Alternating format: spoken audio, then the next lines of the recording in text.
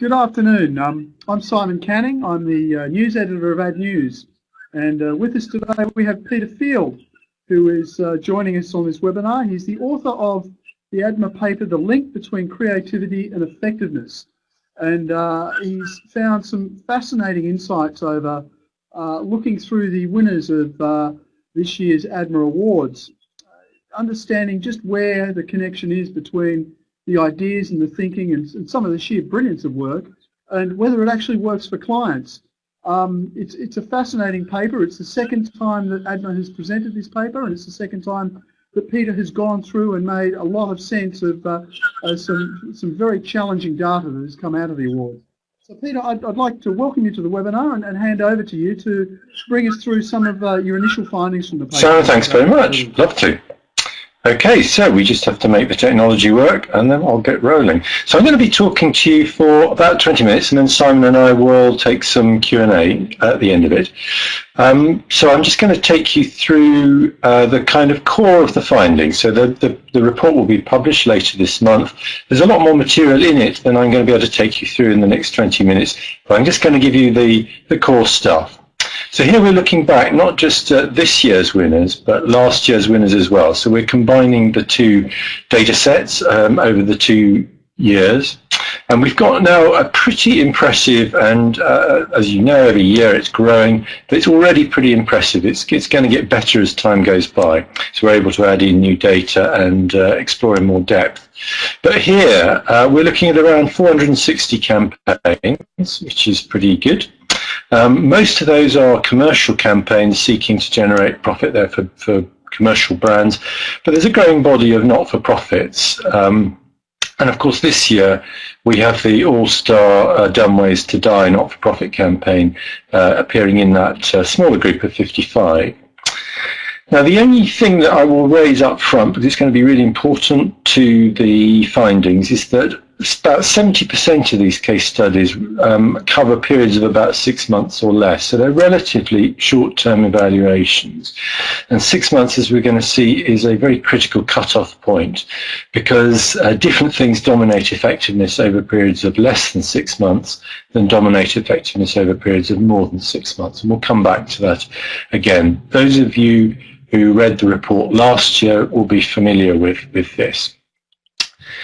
Within that body of 462 campaigns or so, there are 72 that were creatively awarded. So obviously we specifically look within that body of 72 to find out kind of how they're working and what they're achieving or not achieving the non-creatively awarded campaigns than the not creatively awarded campaigns.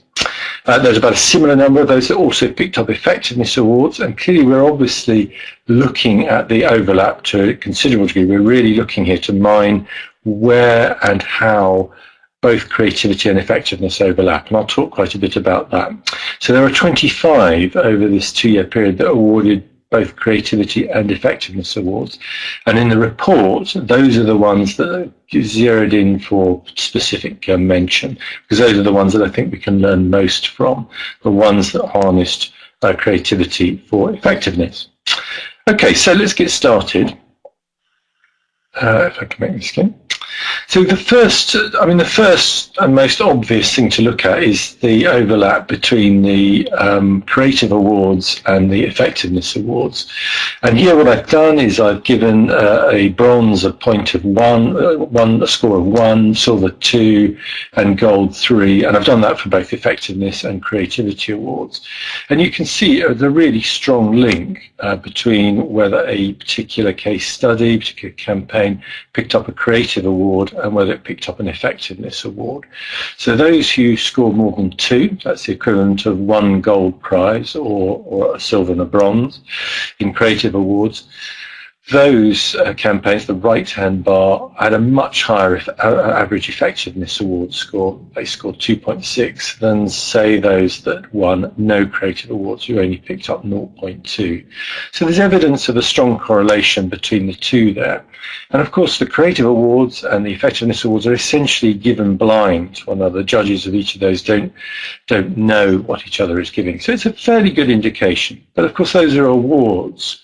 And what we really need to look at is how the business performance of the creatively awarded campaigns differed from those of the non-awarded. And I should say, before we get into this section of it, that creatively awarded campaigns start with a huge disadvantage in this competition, and indeed every other competition that I've looked at around the world, because what we find always is that the kinds of campaigns that use creativity and harness it are typically ones with a real disadvantage. They are often smaller brands with smaller budgets, often in tricky markets, tricky situations. And that's true here, absolutely true here. So we have to cut them a bit of slack. We have to allow for this. And we have to imagine to some degree what would happen if those creatively awarded campaigns had the same kinds of budgets as the non-creative campaigns. But even so, what they achieve is pretty impressive.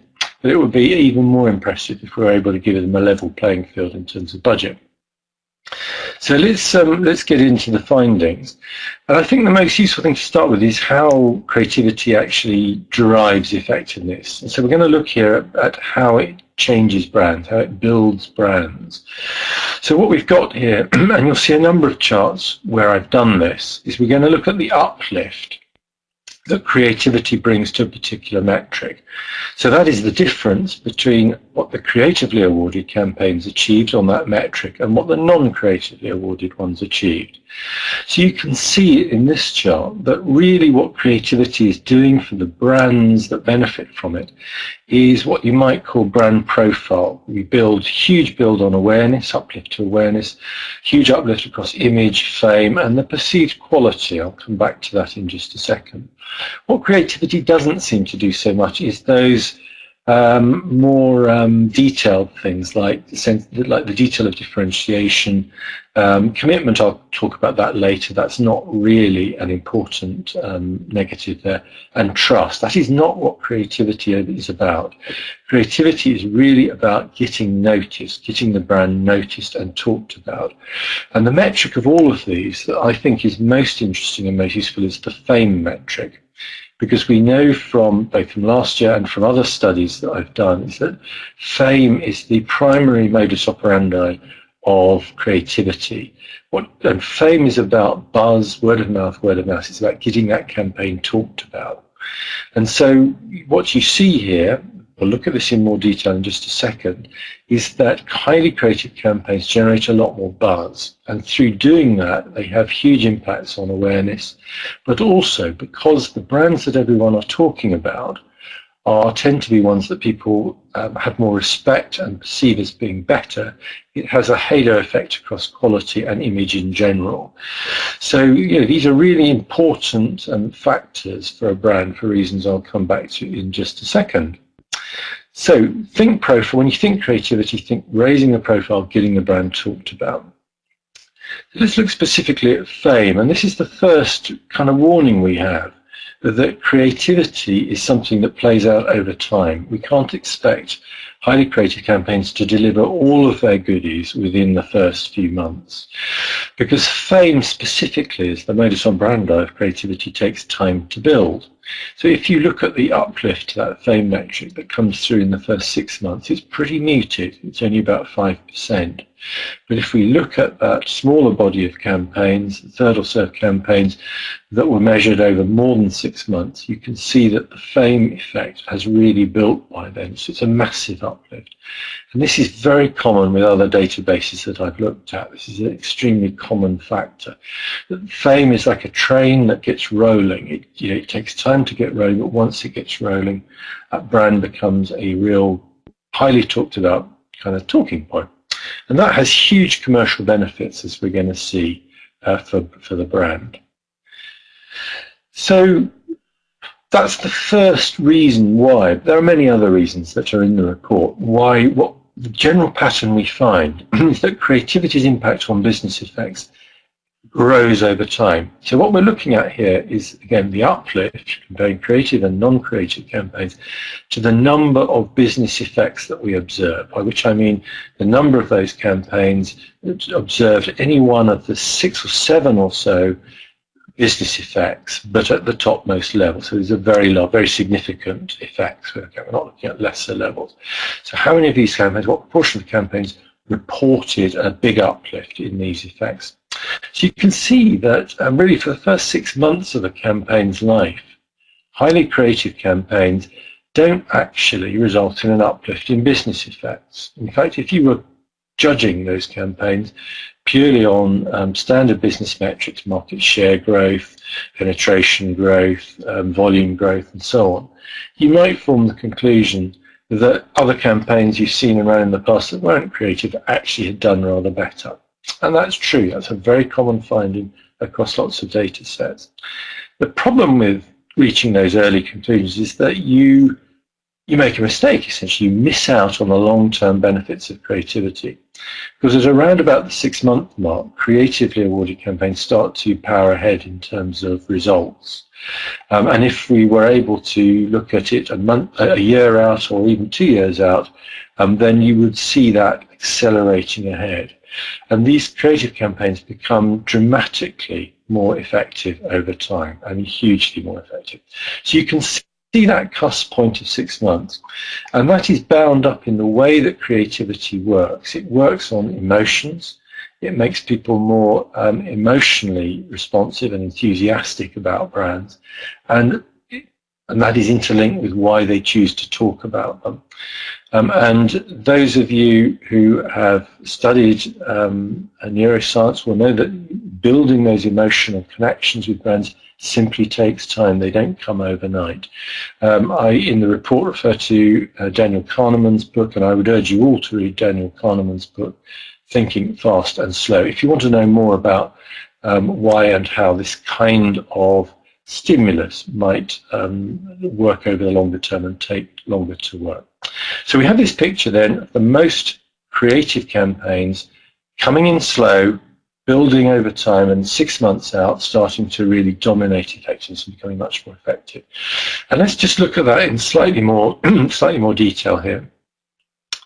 So here what we're doing is we are looking at, we're comparing non-creative campaigns with less creative, by which I mean campaigns that won less than 3 points, so they didn't pick up the equivalent of a gold, with the right-hand chart, the fully green chart, the highly creative one, those that picked up at least a gold, one or more prizes, at least one of which was at gold level.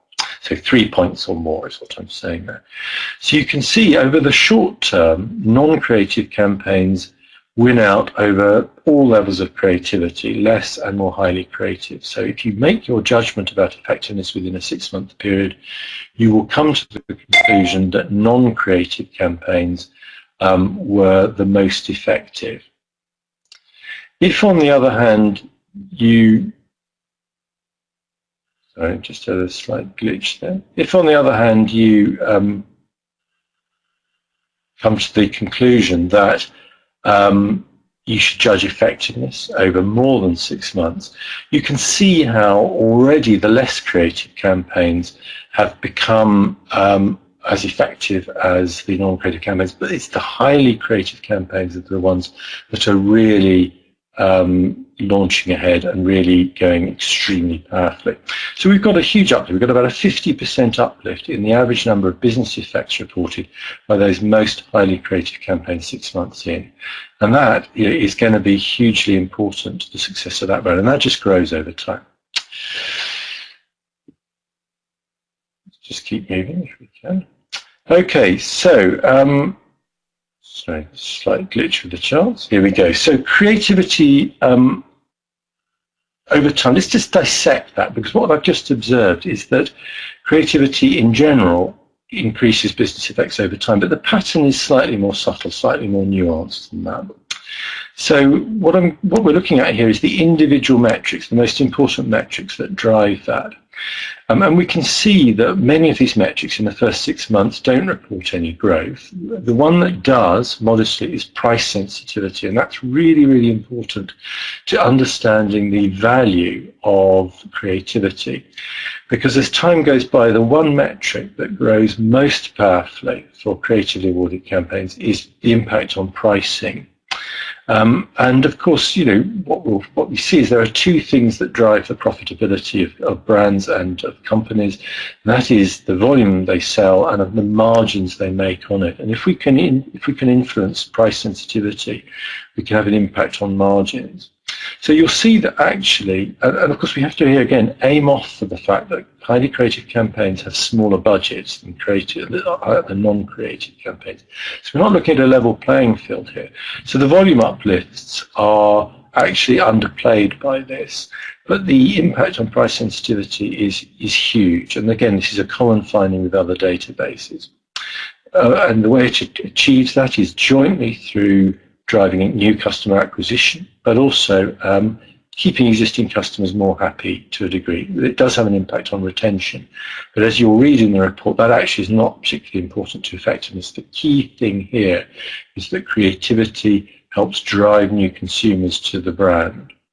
And again, the net impact on profitability, again, impressive over the 6-month period plus, but again, aim off for the fact that we have smaller budgets here, and that grows over time. So again, commonly we see when you look at highly creative campaigns is they don't only generate big volume uplifts and big price sensitivity uplifts, but because of the two of those working together, they generate pretty healthy profit uplifts as well. That's not working as a build for me, but hopefully you will see that between less than 6 months and over 6 months, you will see that there is this big difference in the way campaigns grow.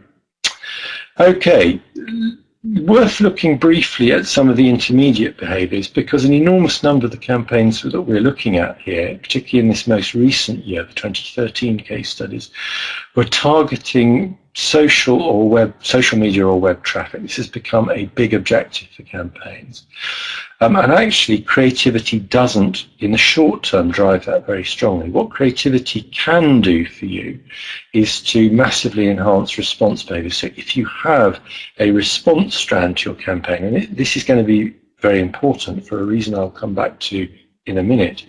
If you have a response strand to your campaign, so it's not just brand building, it's also seeking to activate that growing sense of enthusiasm for the brand in terms of short-term responses, creatively awarded campaigns have a big impact on that. It makes people much more likely to want to respond. So there's good reasons why one should develop what you might call dual-purpose campaigns that have a powerful brand building element, but also a major activation element. Social media is not currently in this database or in any others correlating very strongly with effectiveness. I should say that right now. Read the report if you want more detail, but it's not a good objective to have if you want to drive effectiveness, and it's not particularly important to effectiveness that creativity doesn't seem to have this strong effect on social or web traffic. It does build over time, but certainly in the short term it's not very strong. Okay, when we're coming towards the end now, but I just want to come back to the point that I just made, which is that what we've seen is that creative campaigns deliver strong effectiveness results, but only in the long term. Now, most companies that I work with these days have to report, are looking to report good quarters, and increasingly marketers are looking for even shorter term effects than that. And of course, there's a big danger in that, is that if you only live by those timescales, you won't see the benefits of creativity. But again, as I said earlier, over the longer term, you will, and so you miss out on it. So if you are developing a highly creative campaign, if you are driven by creativity as your primary desire to boost effectiveness, and it is the single most important thing you can do to boost effectiveness in the long term, then you must activate around it. Otherwise, you expose that campaign in the short term. Won't deliver those kinds of results. So here we're comparing two kinds of campaigns.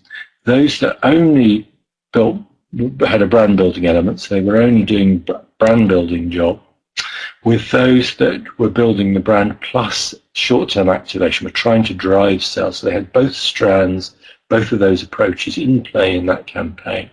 So you can see that the brand building only campaigns missed out on the benefits of creativity in those first 6 months, as you would expect from the charts you've already seen. So it's a negative uplift.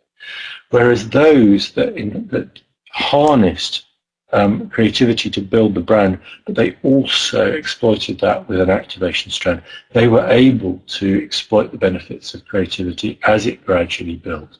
So this is going to be really important if we go down the creative road, which I hope you all will.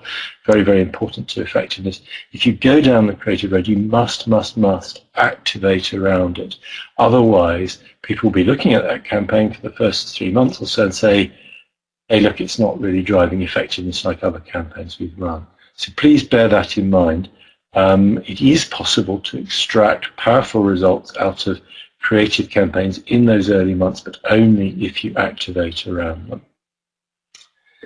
Okay, so here, sorry, accidentally hit that twice.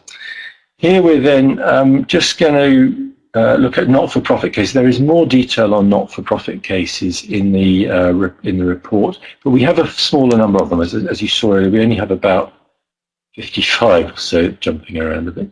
We only have around 55 or so of them, so there's a limit to the amount of detail we can extract from them. But the not-for-profit cases generally respond very powerfully to creativity, because for most not-for-profit campaigns, that awareness factor, getting people to either be aware of our cause, contribute to our cause or the issue, things like, you know, that the wonderful Dumb Ways to Die campaign, the creativity, that's very important because it drives awareness. It drives awareness and fame, gets people talking about it. So generally, we find that creativity plays really strongly in the not-for-profit arena, but it particularly works in driving customer acquisition. That's a general term that means people following the cause, becoming part of the cause in this context, has a huge impact on customer acquisition. But again, we find that its impact on web and social media traffic is much more muted. That's not its primary way of working. So let's not get too hung up on driving social media. It's an important way in which we can exploit the benefits of creativity over time, but it's not the be-all and end-all. The important thing is to get people talking about our campaign on and offline. So the extent to which social media can help that is important, but it will happen over time, and it's not the sole metric we should be governed by. So let me just quickly wrap on those, pull those conclusions together before we take your questions. The first and most obvious point, which I've spoken a lot about, is that there is a strong link between creativity and effectiveness. It grows very strongly over time, but it really only appears over the long term if we're not activating around it. If we're just relying on a creative brand building campaign, we'll not really see that major uplift to results within the first 6 months. So we have to be aware of that. We've seen that creativity isn't just a volume driver, it has an impact on pricing, and that actually is commercially probably its most beneficial impact. The ability for us to defend prices, perhaps even push prices a little in the good times, is really important to its success. And we need to look for both those benefits and measure price elasticiity if we really want to understand the strengths of creativity.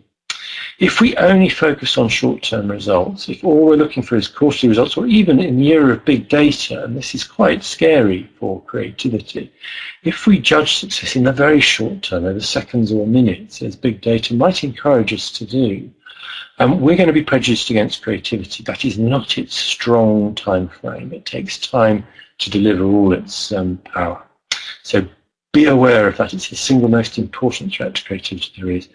And the way around this, of course, is to develop an integrated combination of a highly creative brand communications campaign with powerful short-term sales activation. And that's not only about delivering results in the short term. Those campaigns are the most successful over all time frames. So that should be our model for success and the way forward. Okay, that's me done. I'm going to hand over now to Simon and take your questions. Simon, can you hear me? Excellent. Thanks. Yes, I can, Peter, and thanks so much for that. It's really thinking that I think is quite counterintuitive to the way a lot of marketers behave, particularly in terms of sticking with a campaign. And we're asking you, the audience, to come in with your questions to help us out, the things you'd like to learn from Peter and what he's picked up in this. But I'm going to ask you one question, Peter, about the use of data. We're seeing a lot of brands really becoming highly reliant on data these days, but there was something in the study that I saw that there may be a danger in dwelling too much on big data, and particularly how long you will actually see the effects of using big data. What's the situation there? Is big data as valuable as we think it is? Well, look, in some ways, I'm a big fan of big data, and I don't want to diss big data, because I think its ability to give us insights is terrific. You know, I think that's something that's very valuable. My concern about big data is that it will lead unwise marketers to judge success by the microsecond, and that's one of its boasts, that you will know instantly whether what you are doing is working.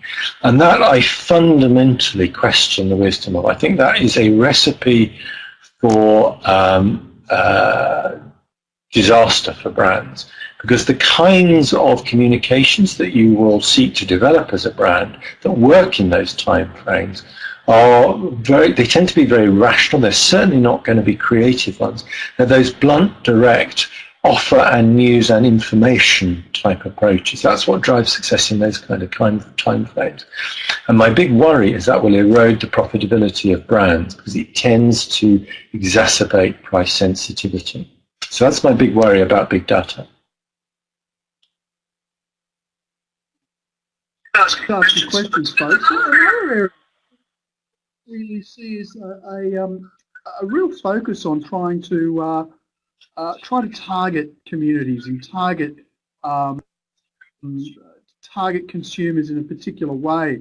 But another finding of your analysis of some of the award-winning work was that campaign reach is actually a fundamental element of really getting your brand out there and being successful in some of these other areas that we've already discussed.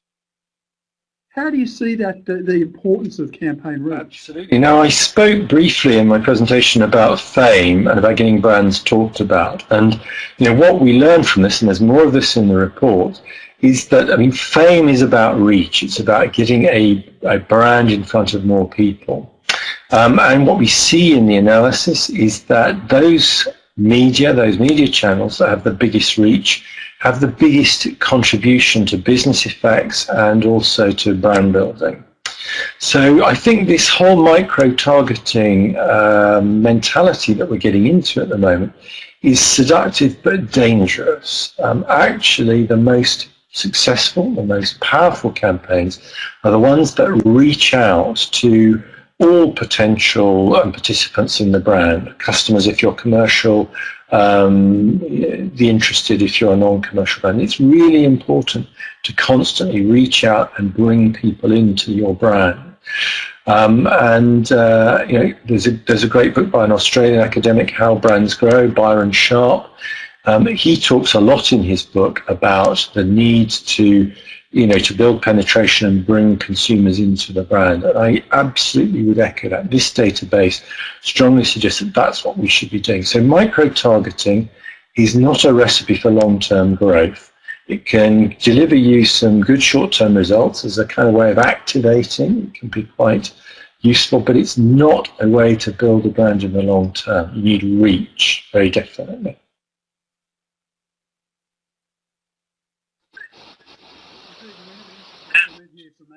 And where she says, I think you hit the nail on the head when you talked about the difficulty of needing short-term results versus seeing long-term uplifts with creativity. This is made more difficult with the short tenure of some marketing managers, directors, and the existing risk-averse nature of the industry in general. This is quite a challenge going forward, and I suppose that's another fundamental thing. Sometimes your marketing managers aren't even lasting as long as your campaign should be to be effective and creative. Yeah, no, I entirely understand that, but I think this is something we have to live with. This is why I think it's no good us saying, look, creativity takes a lot of time, so guys, you just got to give it time. That, I think, is not the right approach. You need this double-headed approach where we develop creative campaigns, but we activate around them. That's the only realistic way forward. Your client may well be out of a job within 6 months simply because the early results aren't coming through. But I would also say that creativity does deliver results in the short term. It's just they're not as powerful as other approaches. So it's not right to say, look, we've seen no results from this campaign at all, but it's highly creative, so we need to give it more time. That would be a bad omen for that campaign. If a campaign is going to succeed, it will certainly develop some early results. You should be seeing some results from the word go. The observation I make is just that other approaches will be more powerful in the short term. But we've got to manage this situation. You know, we've got to develop creativity alongside activation and use the two together so that we deliver results both short and long term. And that way, you know, maybe the tenure of some marketers might start to grow. Who knows? You also looked at a particular channel that you found remains the most potent one, even where we're obsessed with different platforms and social media platforms and other ways to access consumers. The one that you said was the most potent channel for effectiveness was one we all know too well, television. Why does it remain so potent, and is it a forum for creativity still?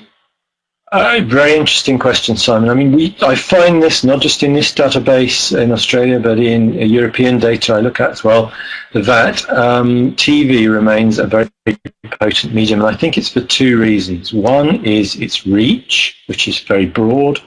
It still pulls in big audiences. The second, it's a very emotive medium, video and sound. Now, of course, online that is true of as well, but it also has that immediacy, the sense of shared viewing that you get on TV. So it remains a very powerful medium in this data and others. It drives effectiveness more than any others. We get very excited about online media, and they are certainly growing in importance. Mobile particularly seems to be a very interesting new medium, but it's a long way short at the moment of delivering the kinds of results that TV can. So, you know, it's become very trendy to write off TV. I hear lots of people saying, you know, TV is yesterday's medium, everyone's online these days. It's simply not true. All of the data shows TV audiences still strong and still highly influenced by advertising. So this report, this data strongly supports TV. We've had another comment from Adrian. Who said, you know, you've referenced some ways to die a few times, and I've heard that the results of this campaign have been questionable. Well, that is open to debate, I suppose. That aside, the campaign itself, Adrian says, is about 2 years old now, and it's a bit of a shame that we haven't had a plethora of other examples that have followed. Are we missing out on some good examples here that we should be seeing based on, you know, the extraordinary success of this one particular campaign, do you think, Peter? Or do we need to cast our net more widely than a single campaign to get a better sense of, you know, what really is effective and how it uses creativity? Yeah, I mean, I think Dumb Ways to Die is a nice campaign. Of course, it's got really tough objectives. It's working in the not-for-profit area. So it's a difficult one to use as a showcase for commercial brands, but it is a lovely campaign in the sense that it kind of ticks all the boxes, doesn't it? It generates huge amount of fame and talking. It became a global phenomenon, not just an Australian one. So it generates huge amounts of buzz and sharing on and offline. But also, I think the ability of that creative idea to be exploited, you know, in those high danger environments is another, you know, great power of it. You know, it's this idea of ubiquity that creativity gives you. It's not just reach in the sense of the number of people, but the fact that it's across time as well. Highly creative campaigns remain really kind of top of mind. So I think very successful. I thought the other campaign in this year's Clutch that it was also very good was the mobile medic recruitment one, which kind of spans the not-for-profit, for-profit, you know, which again I think was a lovely use of creativity, harnessing online to help it grow over time. But but also just creating something that has an infectious quality about it, that those who you're targeting become very interested in and engaged by. And that's really what creativity is about. But I think, you know, to really appreciate the power of creativity, it's best to look in the round at groups of creative campaigns and pull out a common learning rather than individual ones. It's very easy to shoot bullets at individual campaigns, but when you look at and analyse databases of highly creative campaigns in the round, the findings become really unarguable. These campaigns just sing out, frankly, in effectiveness terms. Indeed, and it's a good note to finish off on an award-winning campaign, and I think we're just about out of time now. There's a lot more to read within your report, The Link Between Creativity and Effectiveness, Edition 2, 2014, and I highly recommend that people get a hold of it from ADMA and have a look, because there's an enormous amount of learning within the paper, far beyond the subjects that we've managed to touch on so briefly today. But certainly the ACE Awards have their entry deadline extended until Friday, this Friday, August 8th, so if you'd like the opportunity for your work to be a part of Peter's next paper and the next analysis of just what is the link between creativity and effectiveness, obviously get working and get your awards in. So I'd like to thank you, Peter, for your time and for extending your knowledge and analysing for us so well, and thank you so much for my pleasure, and good luck to all entrants, and I'm looking forward hugely to reading next year's papers. Thank you very much, Simon. Thank you. Great being here.